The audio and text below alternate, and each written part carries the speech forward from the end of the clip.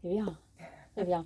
So, good afternoon. For those that are watching, today I have got the lovely Victoria, in Victoria's Yurt in Sussex, on our, not on our sofa, we're actually on your little chairs, aren't we, for Wise Women Weekdays. And today we're going to talk about, well, we didn't really know, did we? I mean, putting it to you, because you're a shamanic healer, a yoga teacher, you teach a lot of there's so much that you do. That's why I really wanted to have a chat with you. How would you describe yourself, Vic? Ooh, That's a question. that's a question. Yeah, putting you in the hot seat here.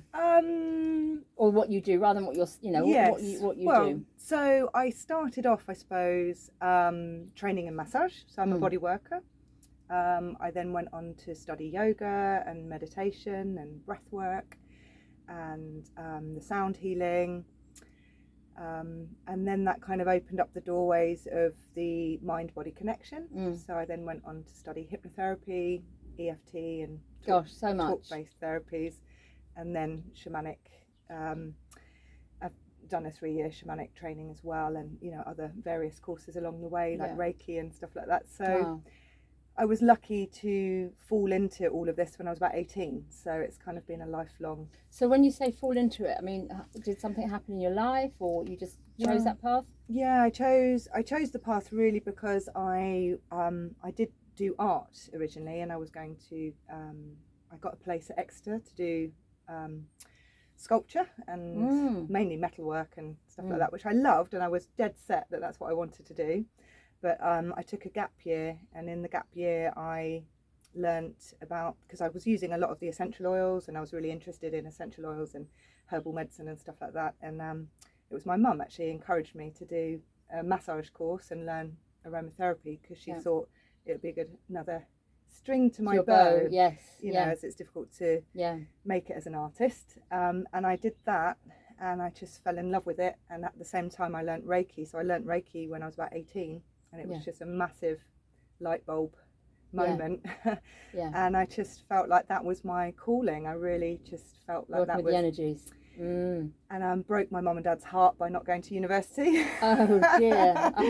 And moved to Brighton on my own at 18, and just kind of carried on this this path of and actually when I first moved to Brighton, I lived next to the Titchbourne Street Buddhist centre, so I used to go a lot to the yoga classes and meditation classes there, and so it just opened up all these doorways, and it's been an ongoing. So you never really know what to expect, do you? There you think you're going to be an artist, although you are creative, because what you do when I come to your classes, that's why I really wanted to have a chat with you, because they are so creative, because it's not just doing the posture work, is it? You spend a lot of time on the mantras and on the tapping, on the EFT, and on the sound, the vibrational work, and the shamanic. So you integrate, well, I suppose, so many aspects of the things that you've learned, which is brilliant. It's lovely, it's creative, it's artistic. Yeah, and I love that. I love weaving together all these different modes of healing techniques together. And I do still love to create art as well, and I do that now more as a kind of hobby and passion. But in that, especially with the hypnotherapy, using the creative part of the mind is really important. And for all of us to be able to dream up a new way of being, we have to be able to go into our creative part of our mind. And that's where accessing that is important, through breath work, through mantra, through yoga and the somatic work. We can really open up those other channels where perhaps day-to-day life has shut that down. Right. So you're saying the left brain as opposed to the right. Yeah, that creative part of the tapping into the that creative part of the mind, the visionary part of the mind. Which I think is kind of, we've been dumbed down in society so much, haven't we? When we go to schools and institutions, we're encouraged to sort of sit at the desk and follow what the teacher says, and read from books and try and memorize facts and figures and numbers and dates, and the creative side seems to have been sort of pushed aside a little bit. I think, which is very, very important though, isn't it, to have that creative aspect to us, and also for healing. So when we're talking about the creative work in healing, can you tell me a little bit about one of these tools to your in your box as such? Let's talk about the mantras, as I say, because that's what I thought we were going to chat about. So what does it mean when we start doing the mantras? What exactly is it, if you can describe that? Well, they're sounds, vibrations that have been chanted for, thousands of years, that have intention, basically. Yeah. As one aspect to it, but also just the sound vibration has a correlation with the body, and it's said to correlate with the sounds of the universe. So when we're tapping into that, we're aligning ourselves and entraining ourselves with those frequencies that are deeply healing.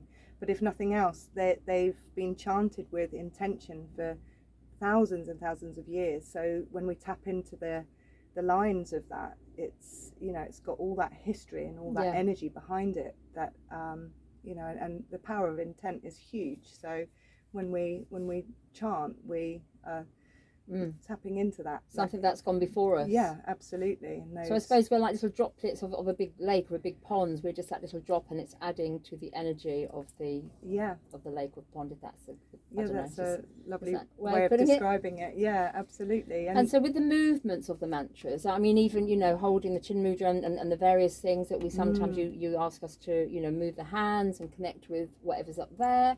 How does that have an effect on us as people in a healing way? Well, again, I think the power of intention is really important, but we're also looking at it, especially with the mudras, of kind of connecting with our meridians and connecting with our energy body, and again focusing on tapping in with the energy body, and connecting those two, the mind and the body together, and connecting the thoughts which make up our energy body. Our thoughts and our emotions and our feelings are all part of our energy body. So we're channeling those thoughts and emotions and energy into what we're wanting to how to move that energy forward. Does that make sense? Yeah, it does. So, it does. So it's really kind of bringing it into a physical manifestation of our intention, and moving that energy in the direction that we want it. And with the movement, when we're just sort of doing the repetitive movements as well, there's something that does take us into a bit of a trance and a meditation with that, so that we can go into that deeper part of the mind and switch off a little bit from that frontal lobe activity that's always kind of chattering, or the monkey mind. And also analysing, the analytical mind, and we can drop into those healing brainwaves, the alpha brainwaves, and delta brainwaves, where we can start to access different avenues of the mind. So when you say we're tapping into what's happened like thousands of years before, which I love that, therefore we can sit on our own and just practice mantras. I mean, it's lovely in a class because you're being guided, but there is a massive amount of healing, are you saying, when you are just doing something on your own? You're just sitting there, whether it is meditating or chanting or just using the hand movements. It's just really as beneficial as being in a group. Oh, absolutely. Yeah. And also I think a lot of us, we try and sit after being very busy and using our front part of our mind a lot, with work, and then where we've had to think of hundreds of things all in one go perhaps, and very our lives are very busy and distracting, aren't they? And then we try and sit and meditate, and then we wonder why we can't. And we can't sit in stillness. And actually the mantras and using sound and using kind of repetitive movements help us again to switch modes, if you like, in our minds, and help us to go more deeply into meditation. So meditation doesn't have to be sitting in silence expecting an empty mind. Actually, the mantras are a really beautiful way. And of course the yoga practice, the physical side of the yoga practice, is all about getting you into that right state and place to be able to drop into that deeper meditation anyway. So I remember meeting a teacher years ago, a Swami, that was saying he didn't understand why we're so obsessed with being in silence in the West, and actually they use mantra and sound a lot, and it's chanting and everything, and prayer is so important, but we're obsessed with trying to sit still and quiet. We think that's the way. We think that's the only way. Impossible. But I think there is meditation in anything passionate, whether it could be walking in nature or swimming or surfing, it's just in your own body, isn't it, rather than watching a screen or having something else coming into your brain waves. Yeah. Yeah, exactly. So if somebody hasn't done any mantras, what would you say would be one to start on? If anybody's actually watching this and thought, oh, I'd like to try something, what would you suggest? Well, I suppose everyone knows Om. Yeah. It's like the most, kind of obvious one, I suppose, to start off with.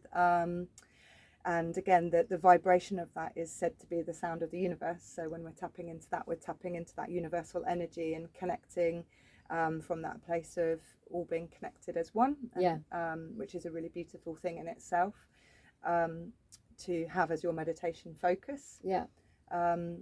But there's so much. People might find that they're drawn to all sorts of different mantras, but there are the seed mantras as well, which work up through the chakras.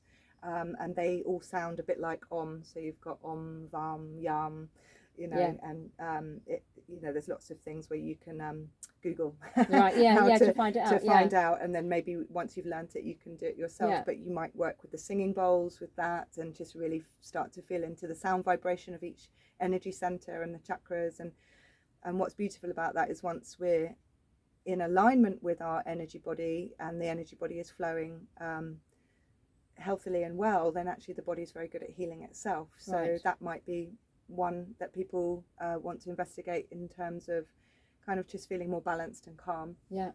And so when we talk about healing, I mean, are we also talking about physical ailments that the human body might have, or is it like stress related? Because I know yoga and meditation and all this kind of stuff is very good for stress, but are we talking here about a physical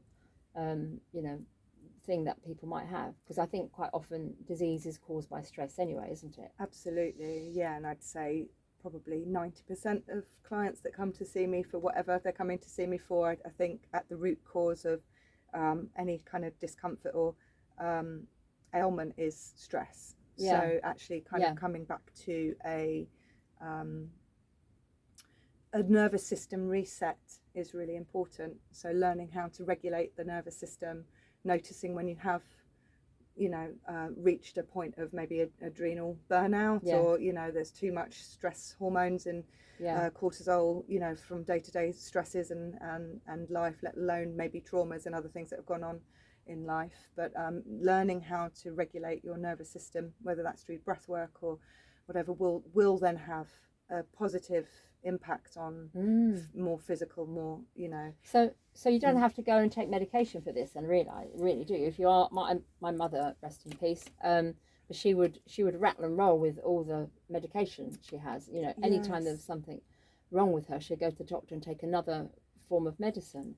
And she'd always encourage me to, but I didn't want to go down to the doctors. I'd try other ways. And so, do you think that is more beneficial, or I'm not saying don't go to the doctor by any means, but do you think there is another way?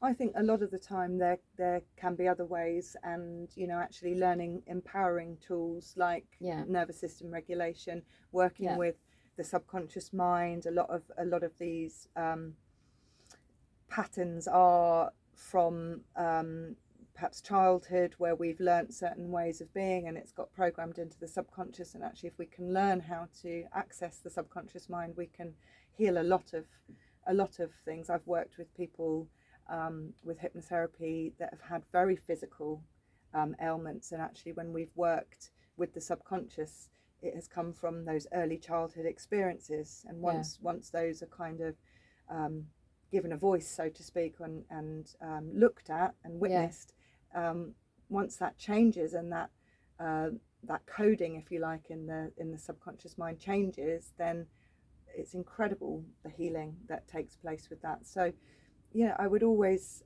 encourage people, even if they do need to have medication, to also learn those self-empowering tools as well alongside, so that we have more choice at the end of the day. I was going to say, that was the word I was going to say. We have choice. It's our choice, isn't it? Yeah, absolutely. Fantastic. And also, just briefly talking about the shamanic work then as well, how would that be incorporated into the breath work and the mantras and the yoga? Well, so if somebody's coming for shamanic work, it might be for various different things, and I would, my sessions tend to always be quite holistic anyway. So often the paths cross, but what I see really clearly, as I've studied both shamanic and sort of working with the mind and the subconscious mind, is what we would call in hypnotherapy parts therapy. So when we're talking about maybe somebody's had some trauma, we talk about perhaps that part of them feeling stuck in that memory of that trauma, you know, as we know that from post-traumatic stress disorder, where people feel like they're literally still living that experience of that past trauma. And in hypnotherapy we would talk about helping that part to feel like they were back in the present moment and not having to relive that awful experience. But in the shamanic consciousness viewpoint, we would also talk about that as soul parts. So there's a soul part that's stuck in that memory, and the idea being with soul retrieval, what we call soul retrieval, is that we go and we bring that part back. So that's where I see the two very similar. But for somebody to feel comfortable going into, whether you're working hypnotherapeutically or shamanically, we need to be able to create a safe foundation for them to be able to do that journey work. So I would always talk about nervous system reset. I would always talk about breathing and how they can be in control through their breath, and how their breath actually is their most powerful tool for regulating themselves. But also your breath is your pranic energy and your life force. So we can find out a lot of information through the breath about what's encoded in the body anyway. So that would all be part of that somatic work of journeying into what's held in the body and where the body's stuck. So it's kind of like looking at all these different layers with everything, but it all interweaves, and sound and movement and all of those stuff are all really hugely part of breaking free from patterns that we've got stuck in. Right. Wow. Yeah. Lovely. Very holistic. Yeah. And it's great because when I come to your classes, for yoga class, it's not just the yoga, is it? Which is great because you incorporate so many things, so many different aspects, and they're always very full, your classes, because you are doing the drumming. You have what? Oh my gosh, the harp. The harp. Yeah, it's like that, isn't it? But it's not like it's a West African harp. West Africa. Is it a kora? It's not a kora. It's an ngombe. An ngombe, which mainly comes from the from Gabon, and the Bwiti tribe play them, but they've also been they're also found in Egypt. Oh, are they? Okay. Yeah. Well, so it's beautiful. It's beautiful. Yeah. It doesn't look like the traditional harp that we would know, but it's beautiful. And then you sing to that, and then we do the tapping. That you're adding so many aspects, so many tools from your toolbox to the classes. And also you're in the yurt. We're in your yurt now, which you also run retreats and you have workshops. So let me just take the camera, may I? And just say what we've got around the yurt. So it's a Mongolian yurt. And you've had it, for a year or so, I think? For a year, yes. It was put up last June. And it's absolutely beautiful, and it's got all this lovely paintwork here. And you're saying that it's come from Mongolia. Yep. It's a Mongolian company, so it was built and made in Mongolia. And the guys that came to put it up were Mongolian. They were Mongolian, really, so they know what they're talking about. Yeah. And you've got your altar. Yeah. And you've got the beautiful fire here, the wood burner, which makes it very, very toasty. So I just wanted to let people see that. See if I can put the camera back properly. Probably can't. So you collaborate with other people. Yeah. So you do other things. You've got a rune. I can't say that properly. Workshop coming up soon. What other kind of things you do in the yurt? So we do all sorts of different workshops. We've done some voice activating workshops with the lady that built the harp. So she's fantastic. She's an incredible sound healer, and her passion is really helping people to free up the voice and the healing power of the voice. So we did that at the beginning of the year. I run regular yoga and sound baths in here, and shamanic healing sessions. What else have we got coming up? I've got a collaboration with a friend of mine called Laura Perrott, we're going to do a workshop in May, which is all about tapping into your own magic within, we're calling it. Right. So how we've all got this innate wisdom really within us, and we've all got our own magic. So kind of looking at different tools. Again, she does a lot of sound healing as well, and colour therapy and Aura-Soma and things like that. So beautiful. So it's all very creative, isn't it? It's all fun based, I think, as well, isn't it? It's nothing to be fearful of. I just love it. Thank you. So if anybody's interested in getting in touch with Vic, we'll put your details on the description. Is there anything else you wanted to say before we close? Because I could sit here and chat, but I'd try and keep it, you know, within 20 minutes. Is there anything else you wanted to say? No. No, I think we've covered most of it. Yeah, thank you. No, at all. Yeah. There's one thing that was interesting. I went on a mantra workshop once last year up in Yorkshire, and sometimes the words they're quite difficult to say, aren't they? Not if you're going beyond om, which I think is obviously very powerful. But the teacher there, she said, when you're saying these words, it's like taking an aspirin. She says, you know, the aspirin is doing something, but you don't know what it's doing. The same with the mantra. You know, you're repeating these words or performing the mantra. You don't exactly know what it's doing, but it's doing what it's supposed to do, which I think was a really lovely way of saying it. So you can just sit there and, you know, repeat, and and there's a lot of magic and healing. A lot of magic, love absolutely. It. Yeah, I love that. Yeah. Lovely. Well, thank you so much. And thank you for watching and hopefully liking and listening and maybe subscribing and sharing. And if you've got any comments, put them down and we will answer. Thank you very much. Thank you.